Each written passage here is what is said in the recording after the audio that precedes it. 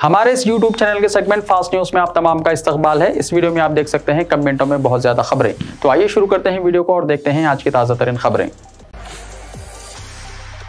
खम्मम को पानी की सरबराही के लिए 3 रियासती वज़रा का जायजा इजलास। वज़ीर आबपाशी उत्तम कुमार रेड्डी, वज़ीर ज़राअत टी नागेश्वर राव और वज़ीर माल पी श्रीनिवास रेड्डी ने मुश्तरका तौर पर इजलास मुनक्किद करते हुए खम्मम जिले के सीताराम सागर प्रोजेक्ट के जरिए आबपाशी के लिए पानी की इजराई का जायजा लिया। वज़रा ने जारी महीने के आखिर तक सीताराम प्रोजेक्ट के काम मुकम्मल करने की हिदायत दी। वज़रा ने सक्कुपल्ली और पालेरू टनल के तामीरी कामों में तेजी पैदा करने की हिदायत दी। खम्मम और भद्दादरी अजला में पानी की सरबराही के लिए सीताराम प्रोजेक्ट का मनसूबा तैयार किया गया। ओहदेदारों ने तामीरी कामों में मौजूदा पेशरफ्त से वाकिफ कराया। वज़रा को बताया गया है कि 1,60,000 एकड़ अराजी को सैराब करने का मंसूबा है। अभी तक 7,500 करोड़ खर्च किए गए हैं। वज़रा ने बाकी कामों के लिए टेंडर तलब करने की हिदायत दी, जिसके तहत मज़ीद 70 करोड़ के काम अंजाम दिए जा सकते हैं।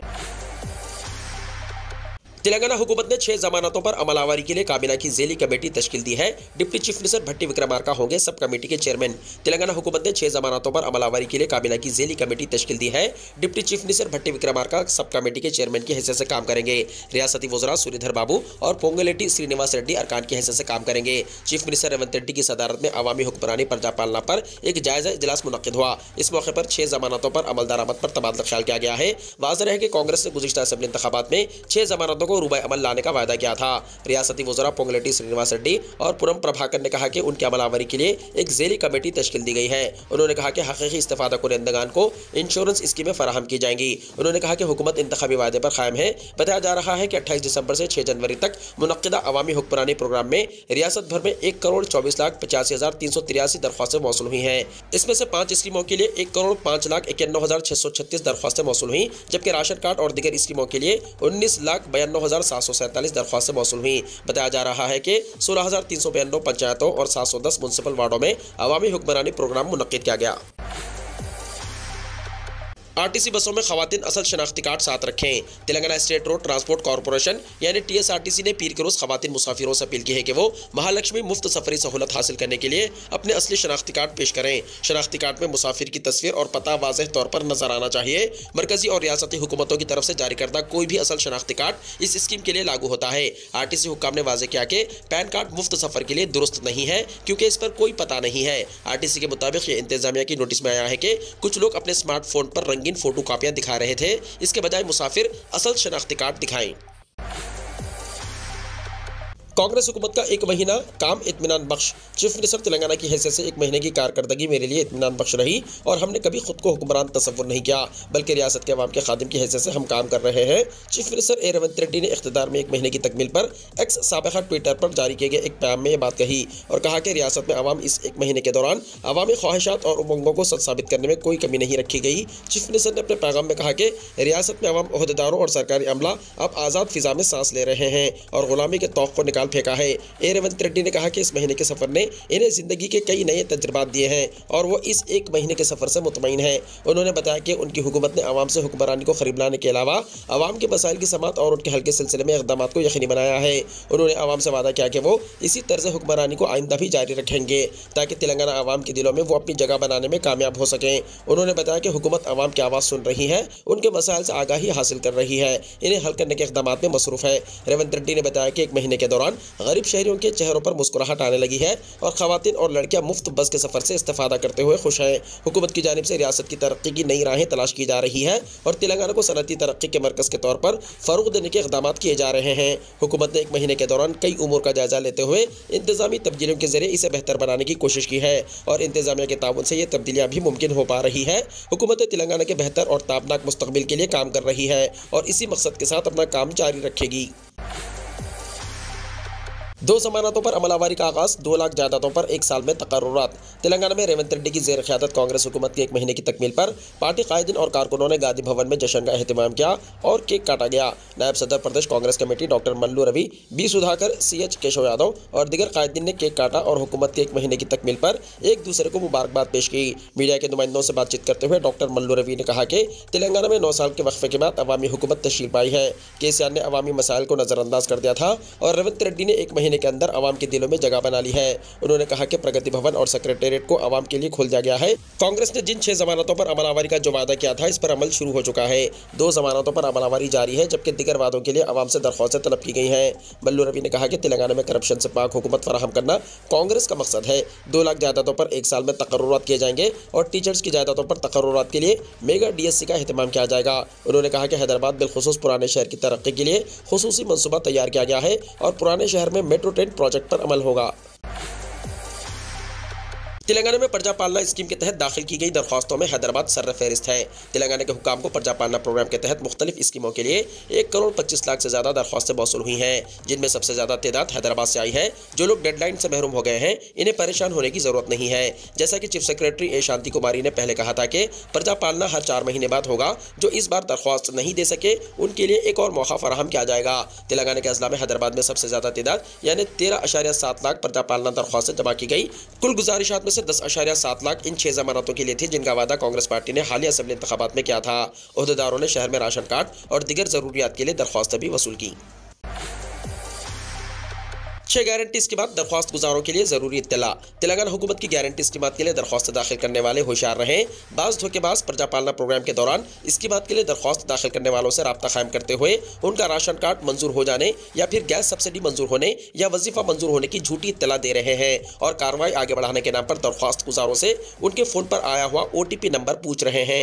पुलिस ने शहरियों को मशवरा दिया कि वो किसी को भी OTP नंबर ना दें, वरना अकाउंट से रकम गायब हो सकती है। साइबर जराम में मुलविस धोखाबाज किसी भी तरह का बहाना बनाते हुए लोगों से उनका OTP नंबर हासिल करके अकाउंट से रकम गायब कर दिया करते हैं। किशन रेड्डी ने बीजेपी लोकसभा पॉलिटिकल इंचार्जों को किया मुकर्रर। तेलंगाना में हाल ही में मुनक्किद होने वाले असेंबली इंतखाबात में बीजेपी ने 8 सीटों पर कामयाबी हासिल की थी और अब पार्लिमानी इलेक्शन की तैयारी कर रही है। रियासत में शहरियों तक महदूद रहने वाली बीजेपी अब गाँव और देहातों में पार्टी को मजीद मुस्तहकम करने के इक़दाम करने जा रही है। पार्टी का मकसद मौजूदा सीटों के अलावा MP की मजीद सीटें जीतना है। इस सिलसिले में बीजेपी के रियासती सदर G किशन रेड्डी की जानिब से लोकसभा हल्कों के इंचार्जों को मुकर्रर किया गया है। 8 अरकान असेंबली और एक कानून साज कौंसिल के रुकन को पार्टी सदर किशन रेड्डी ने जिम्मेदारियां सौंपी है। लोकसभा हल्कों के इंचार्जों की तफसीलात कुछ इस तरह है। हैदराबाद से राजा सिंह, सिकंदराबाद से MP लक्ष्मण, मलकाजगिरी से पेडी राकेश रेड्डी, चेवड़ला से AVN रेड्डी, निजामाबाद से LET महेश्वर रेड्डी, खम्मम से पोंगलेटी सुधाकर रेड्डी, महबूबाबाद से गिरिकापति मोहन राव, पेद्दापल्ली से रामाराव पाटिल, वरंगल से मुरी शशिधर रेड्डी, करीमनगर से सूरी नारायण गुप्ता, जहीराबाद से काटीपल्ली वेंकटरमणा रेड्डी, मेदक से पलवाई हरिबाबू, नलगुंडा से चिंतला रामचंद्र रेड्डी, भोंगिर से NVSS प्रभाकर। जगन ने रेवंत रेड्डी को अभी तक मुबारकबाद नहीं दी। चीफ मिनिस्टर रेवंत रेड्डी ने कहा कि इन्हें chief minister Andhra Pradesh YS Jagan Mohan Reddy ने अब तक मुबारकबाद का कॉल नहीं किया। रेवंत रेड्डी ने कहा कि उनका और जगन का एजेंडा एक दूसरे से मुख्तलिफ है। जगन चाहते हैं कि नरेंद्र मोदी वज़ीर आज़म रहें, जबकि वो चाहते हैं कि राहुल गांधी वज़ीर आज़म बने। तेलंगाना और आंध्र प्रदेश में सर्दी की शिद्दत में रोज बरोज इजाफा। दोनों तेलुगु रियासतों तेलंगाना और आंध्र प्रदेश में सर्दी की शिद्दत में रोज बरोज इजाफा ही होता जा रहा है। रात में सर्दी की शिद्दत और सुबह में कोहरे की वजह से आवाम को मुश्किलात का सामना है। दोनों रियासतों के इलाकों में रिकॉर्ड सतह पर दर्जा हरारत में गिरावट हो गई है। महकमे मौसमियात का कहना है कि आइंदा चंद दिनों तक इसी तरह की सूरत हाल बरकरार रहेगी। कई मुकामात पर 10 बजे तक भी कोहरे में कमी नहीं हो रही है। रियासती दारुल हुकूमत हैदराबाद में कई मुकामात पर दर्जा हरारत मामूल से कम दर्ज किया जा रहा है। राजेंद्र नगर में खलतरीन दर्जा हरारत 13.7 डिग्री सेल्सियस दर्ज किया गया। शुमाली हिंद से आ रही सर्द हवाओं के नतीजे में तेलंगाना में सर्दी की शिद्दत में इजाफा हुआ है। तैयारों की आमदोरफ्त भी कोहरे की वजह से मुतासिर हुई। आदिलाबाद खम्मम के बशमूल कई एजेंसी इलाकों में सर्दी की शिद्दत ज़ायद दर्ज की जा रही है। एजेंसी इलाकों में दर्ज हरारत वाहिद अदद तक जा पहुंचा है। आंध्र प्रदेश में भी सर्दी की शिद्दत ज़ायद दर्ज की जा रही है और बिलखुसूस शुमाली आंध्र के कई इलाके शदीद सर्दी से मुतासिर हैं। अलवेरा, सितारामा राजू के चिंतापल्ली और नवाही इलाकों में अकलतरीन दर्ज हरारत 6.5 डिग्री सेल्सियस दर्ज किया गया। Bilkis Bano case, supreme court ने हुकूमत के फैसले को पलट दिया। मुजरिमों को फिर जाना पड़ेगा जेल। बिल्किस बानो को सुप्रीम कोर्ट से इंसाफ मिल गया। साल 2002 में गोधरा वाक़े के बाद गुजरात में फसादात के दौरान बिल्किस बानो की इस्मत रेजी और उनके खानदान के 7 अफराद के कत्ल के मामले में कसूरवारों की सजा मुआफ करते हुए इन्हें जेल से रिहा करने के फैसले को चैलेंज करने वाली दरख्वास्त पर आज अदालत ने फैसला सुना दिया। सुप्रीम कोर्ट ने उनकी सजा मुआफी को कलादुम करार दिया। अदालत के ताज़ा फैसले के बाद इन मुलजिमीन को जेल वापस जाना पड़ेगा। 15 साल जेल में गुजारने के बाद इन्हें 15 अगस्त 2022 को रिहा कर दिया गया था। वाज़ेह है सुप्रीम कोर्ट के इस फैसले से बिल्किस बानो को राहत मिली। वहीं गुजरात हुकूमत के रिहाई के फैसले पर सियासत तेज होगी। बिल्किस बानो इस्मत रेज़ी मामले के मुजरिमों की रिहाई से मुताल्लिक सुप्रीम कोर्ट का बड़ा फैसला। अपोजिशन जमातों ने फैसले का किया खैर मकदम। असदुद्दीन ओवैसी ने हुकूमत से मुआफ़ी मांगने का किया मुतालबा। बिल्किस बानो इस्मत रेज़ी मामले के मुजरिमों की रिहाई से मुताल्लिक सुप्रीम कोर्ट का बड़ा फैसला आया है। इस पर अपोजिशन ने भी रद्द-ए-अमल जाहिर किया है। कांग्रेस लीडर प्रियंका गांधी ने इसे इंसाफ की जीत करार दिया है, जबकि कुल हिंद मजलिस इत्तेहादुल मुस्लिमीन के सदर और हैदराबाद के रुकन पार्लियामेंट असदुद्दीन ओवैसी ने हुकूमत से मुआफ़ी मांगने को कहा है। पीर को सुप्रीम कोर्ट ने बिल्किस बानो के मुजरिमों की क़ब्ल अज़ वक्त रिहाई से मुताल्लिक बड़ा फैसला सुनाया है। जस्टिस बीवी नागरत्ना और जस्टिस उज्जवल भोविया की बेंच ने गुजरात हुकूमत की जानिब से मुजरिमों की सजा में मुआफ़ी से मुताल्लिक दिए गए हुक्म को मनसूख कर दिया। मजलिस इत्तेहादुल मुस्लिमीन के सरबराह असदुद्दीन ओवैसी, कांग्रेस और CPM ने इस फैसले का खैर मकदम किया। असदुद्दीन ओवैसी ने कहा कि वो उम्मीद करते हैं कि आने वाले दिनों में कोई भी हुकूमत इस तरह रेप करने वालों को नहीं बख्शेगी। नरेंद्र मोदी हुकूमत बिल्किस बानो से मुआफ़ी मांगे। बीजेपी ने मुजरिमों को रिहा कर दिया। बिल्किस बानो को इंसाफ मिलेगा। बुलडोजर पॉलिसी अब कहाँ गई? बीजेपी इस्मत रेज़ी करने वालों की मदद कर रही थी। खवातीन की ताकत के ताल्लुक से हुकूमत के बयानात महज बयानबाजी है। कांग्रेस के कौमी तर्जुमान पवन खेड़ा ने कहा कि सुप्रीम कोर्ट ने बिल्किस बानो केस में मुजरिमों को दी गई मुआफ़ी को मनसूख कर दिया है। कांग्रेस इसका खैर मकदम करती है। एक पार्टी ने मुलजिम को हार पहनाए थे, वो बहुत अफसोसनाक लम्हा था। सुप्रीम कोर्ट का बहुत शुक्रिया। बिल्किस बानो केस में सुप्रीम कोर्ट के फैसले पर मुतासरा के घर के सामने पटाखे छोड़कर मनाया गया जश्न। बिल्किस बानो रेप केस में बरी होने वाले 11 मुजरिमों को दोबारा जेल में डालने सुप्रीम कोर्ट के फैसले की हर गोशों से मसरत का इजहार किया जा रहा है। बहुत से लोग खुश हैं कि मुल्क की सुप्रीम कोर्ट ने दुरुस्त फैसला दिया है। इस सिलसिले में रियासत गुजरात के देवगढ़ बाड़िया इलाके में वाक़ बिल्किस बानो के घर के सामने पटाखे छोड़े गए और सुप्रीम कोर्ट के फैसले पर जश्न मनाया गया। वाज़ेह है कि गुजरात फसादात के दौरान बिल्किस बानो की इस्मत रेज़ी और उनके खानदान के 7 अफराद को कत्ल कर देने के मामले में मुलजिमीन की रिहाई को चैलेंज करने वाली दरख्वास्त पर आज सुप्रीम कोर्ट ने फैसला सुना दिया है। अदालत का फैसला जहां बिल्किस बानो के लिए राहत का पैगाम है और मुलजिमीन को दोबारा जेल जाना होगा। राज्यसभा इलेक्शन के लिए आम आदमी पार्टी के 3 उम्मीदवारों ने पर्चा नामजदगी दाखिल की। राज्यसभा इलेक्शन के लिए आम आदमी पार्टी के 3 उम्मीदवार संजय सिंह, ND गुप्ता और स्वाति मालेवाल ने पीर को दिल्ली के सिविल लाइंस में वाक़ ट्रांसपोर्ट ऑफिस में अपना पर्चा नामजदगी दाखिल किया। इस दौरान बड़ी तादाद में आम आदमी पार्टी के अरकान असेंबली, ओहदेदार और दीगर कारकुनान मौजूद थे। नामजदगी के लिए संजय सिंह को सख्त सिक्योरिटी में जेल से लाया गया था। आम आदमी पार्टी के राज्यसभा मेंबर उम्मीदवार स्वाति मालेवाल अपनी वालदा संगीता मालेवाल के साथ सिविल लाइंस में वाक़ ट्रांसपोर्ट ऑफिस पहुंची। संजय सिंह के वालिद दिनेश सिंह और उनकी अहलिया अनिता सिंह भी नामजदगी के दफ्तर पहुंचे। उनके वालिद दिनेश सिंह ने कहा कि संजय सिंह जेल से रिहा होंगे और सच की फतेह होगी। आम आदमी पार्टी के संजय सिंह जब दफ्तर के बाहर पहुंचे तो हामियों ने नारे लगाए। आम आदमी पार्टी के दिल्ली कन्वीनर गोपाल राय और आम आदमी पार्टी के कई MLAs भी नामजदगी दफ्तर पहुंचे। इस मौके पर गोपाल राय ने कहा कि हमारी पार्टी ने हमेशा अवामी मफाद में आवाज़ उठाई है। स्वाति मालेवाल ने खवातीन के लिए अच्छा काम किया है, हम जरूर जीतेंगे। सिर्फ 4 अफराद बशमूल एक उम्मीदवार जो कागजात नामजदगी दाखिल करने आए थे, ट्रांसपोर्ट ऑफिस में दाखिल होने की इजाज़त दी गई। हिंदुस्तान के लिए 1,75,000 आज़मीन हज का कोटा मुख्तस, सऊदी हुकूमत के साथ मुआहदा। हिंदुस्तान और सऊदी अरब ने साल 2024 के हज से मुताल्लिक़ बाहमी समझौते पर दस्तखत किए हैं, जिसमें आज़मीन हज की फलाह और बहबूद को फ़ौक़ियत दी गई है। मरकज़ी वज़ीर स्मृति ईरानी ने जिद्दा में हज और उम्रे से मुताल्लिक़ उमूर के सऊदी वज़ीर डॉक्टर तौफ़ीक़ के साथ दस्तखत किए जाने की तक़रीब की सदारत की। इस मौके पर उमूर ख़ारजा के वज़ीर मुमलिकत V मुरलीधरन भी मौजूद थे। सऊदी अरब और हिंदुस्तान के दरमियान हज कोटा से मुताल्लिक़ ताज़ा तरीन मुआहदे पर जो दस्तखत किए गए हैं, जिसके मुताबिक साल 2024 के लिए हिंदुस्तान से 1,75,025 आज़मीन को हज की सआदत का मौका फराहम किया जाएगा।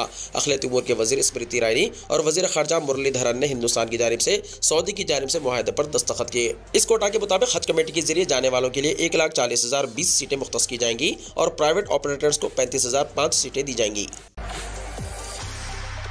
वज़ीर-ए-आज़म बनने के बाद शेख हसीना ने हिंदुस्तान को बताया सच्चा दोस्त। बांग्लादेश की वज़ीर-ए-आज़म शेख हसीना ने पीर को इलेक्शन में कामयाबी के बाद मीडिया से खिताब किया।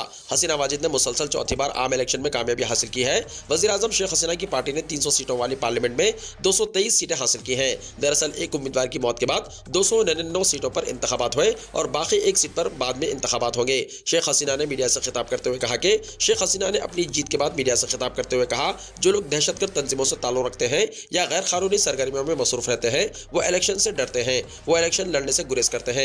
इसी तरह वो मेरी नहीं बल्कि बांग्लादेश के लोगों की जीत में हिस्सा डालते हैं। मुझे खुशी है कि हम आज़ादाना और मुनसिफाना इंतखाबात को यकीनी बना सके। उन्होंने कहा कि आपको याद होगा कि मेरे वालिद के कत्ल के बाद भी मैंने बांग्लादेश वापस जाने का फैसला सिर्फ मुल्क में जमहूरियत कायम करने के मकसद से किया था। कई बार मुझे मारने की कोशिश की गई, लेकिन इससे मैं कभी परेशान नहीं हुई। इलेक्शन जीतने के बाद हसीना ने कहा कि हिंदुस्तान बांग्लादेश का सच्चा दोस्त है और हमारे बहुत अच्छे ताल्लुकात हैं। उन्होंने कहा कि भारत ने 1971 और 1975 में हमारा साथ दिया। मेरी ख्वाहिश है कि हमारे ताल्लुकात मुस्तकबिल में भी ऐसे ही रहे और दोनों मुमालिक एक दूसरे की मदद करते रहेंगे। गजा में जंग जारी रहेगी, इसराइली वज़ीर आज़म ने कहा। इसराइल की फौजी जारहियत जारी है और गजा में तबाही का आलम है। 23,000 अफराद मौत की आगोश में जा चुके हैं। इसराइली वज़ीर आज़म नेतन्याहू ने गजा में मकासद के हुसूल तक जंग जारी रखने का ऐलान किया। इसराइली वज़ीर आज़म नेतन्याहू की सरबराही में वॉर कैबिनेट का इजलास हुआ, जिसमें इसराइली वज़ीर आज़म ने हमास के खिलाफ फौजी एक्शन को जारी रखने के अज़म का इजहार किया। वॉर कैबिनेट से खिताब में नेतन्याहू ने कहा कि अगर हम अपने मकासद पूरा करते हैं तो सिर्फ कामयाबी हासिल करेंगे। हम शुमाली और जुनूबी गजा के लोगों के लिए सिक्योरिटी को वापस लाएंगे। इसराइली वज़ीर आज़म ने लिबनानी तंजीम हिजबुल्लाह को भी धमकी देते हुए कहा कि इन लोगों को भी अब सीख लेना चाहिए जो हमास ने गुज़िश्ता महीने सीख लिया है। नेतन्याहू का कहना था कि कोई दहशतगर्द भी महफूज नहीं है और हम अपने लोगों के तहफ़्फ़ुज़ के लिए पुरज़्म हैं। हम शुमाल के लोगों की उनके घरों को महफूज वापसी यकीनी बनाएंगे। वीडियो को लाइक शेयर कीजिए और हमारे इस YouTube चैनल को सब्सक्राइब करते हुए इसके बेल आइकॉन को भी प्रेस कर लीजिए ताकि ऐसी ही ताज़ा तरीन खबरों का नोटिफिकेशन सबसे पहले आपको मिलता रहे।